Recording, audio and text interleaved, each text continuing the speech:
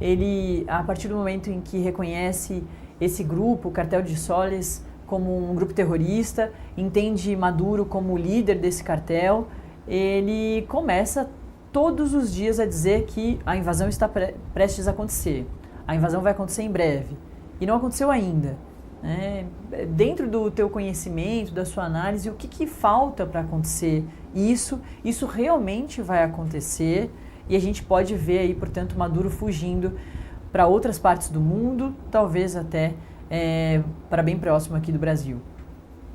A análise de cenários é sempre muito arriscada, porque a gente está numa conjuntura que é bastante incerta, estamos lidando também com duas figuras políticas muito controversas, que também têm bastante grau de imprevisibilidade, tanto o Trump quanto o Nicolás Maduro, mas considerando até as experiências históricas recentes e todos esses movimentos de tentativa por parte de um país mais poderoso, no caso os Estados Unidos, de fazer uma pressão externa para provocar mudanças políticas dentro de outro país, eu diria que na linha, né, cronológica que nós percebemos nos últimos meses do aumento dessa pressão em relação à Venezuela, a gente já estaria numa fase praticamente de um ultimato, né? Isso foi dito, inclusive, pelo próprio presidente Trump, né, de que ele teve essa conversa e confirmou a conversa com o Nicolás Maduro na última semana, de que ele ofereceu opções.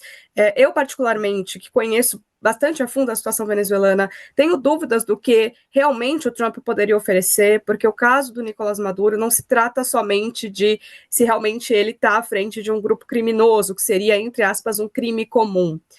Se trata também de uma liderança que tem denúncias gravíssimas de crimes de lesa humanidade em diferentes tribunais internacionais. Então, o que eu quero dizer, os Estados Unidos não têm capacidade de, eventualmente, blindar o Maduro numa de ser julgado por esses crimes em tribunais sobre os quais os Estados Unidos não têm jurisdição para mudar o que for decidido, né?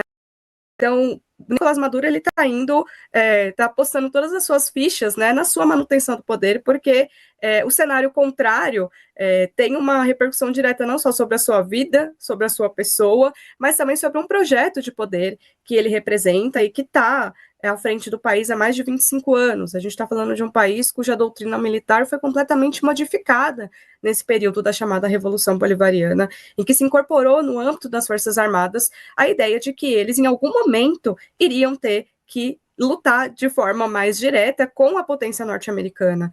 Então, eu diria que as Forças Armadas venezuelanas, elas já têm, dentro, né, da sua formação, essa ideia de que o que está acontecendo agora iria acontecer, né? Eles já estão, de alguma forma, preparados.